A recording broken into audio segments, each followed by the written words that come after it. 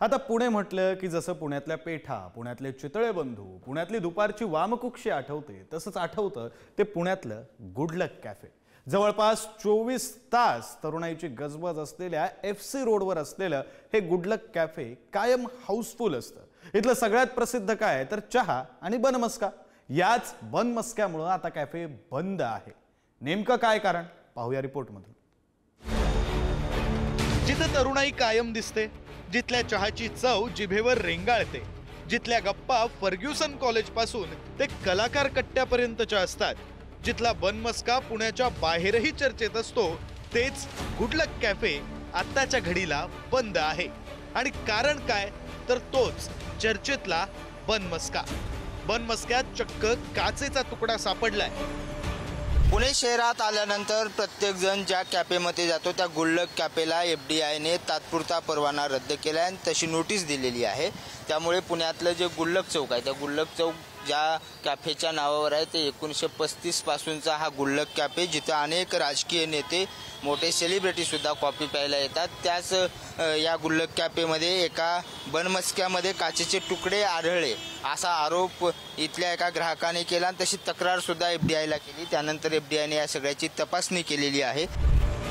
या संदर्भात अन्न व औषध प्रशासनाने आम्हाला काही अटी शर्ती पूर्ण करण्यास सांगितलेल्या आहेत आणि त्या पूर्ण केल्यानंतर आम्ही कॅफे पुन्हा सुरू करू अशी प्रतिक्रिया कॅफेच्या व्यवस्थापनाकडून देण्यात आली आहे।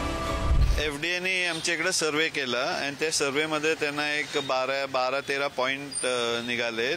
बेसिकली हायजीन, टाईल थोडे फुटलेले होते, काच थोडे फुटलेले होते, पेंटिंगची कामं होती, पेस्ट कंट्रोल परत करायला सांगितलं आहे, काही जागा पेंटिंग करायला सांगितलं आहे, काही थोडं किचनमध्ये चेंजेस करायला सांगितलं आहे, ज्याच्यामुळे हे प्रकरण परत होणार नाही। आत्ता बंद असला तरी हा गुड लक कॅफे प्रचंड प्रसिद्ध आहे। तो नेमका का तेही पाहूया। 1935 पासून पुणेकरांच्या सेवेत गुड लक कॅफे आहे। ब्रिटिश काळातील इराणी आणि पारशी कॅफे परंपरेचा सांस्कृतिक ठेवा। ब्रिटिशकालीन घरांची आठवण यावी असं जुनं लाकडी फर्निचर, डेकोर आणि शांत वातावरण ही गुड लकची खरी ओळख।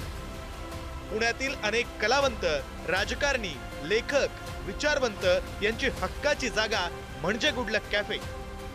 Butter chicken, mutton biryani, Irani चहा, बनमस्का आणि हॉट फज हे इथले प्रसिद्ध पदार्थ।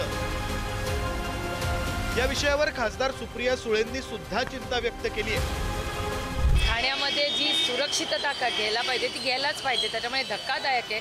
कारण का गुड लक कॅफे हे महाराष्ट्रात फक्त नाही, बाहेरून पण लोक जेव्हा पुण्याला येतात, राज्याच्या बाहेरून ते सगळे गुड लक कॅफेला जातात। त्यामुळे गुड लक कॅफेमध्ये हे होणं हे धक्कादायक आहे आणि माझा विश्वास आहे की त्याची मॅनेजमेंट जी नोंद घ्यायची आहे ती नक्की नोंद घेऊन त्याच्यात सुधारणा आणेल।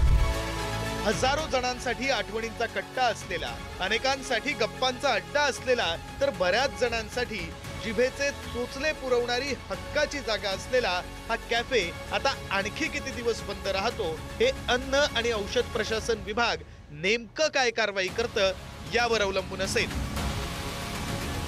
बालाजी पोद्दारसह ब्युरो रिपोर्ट, पुढारी न्यूज, पुणे।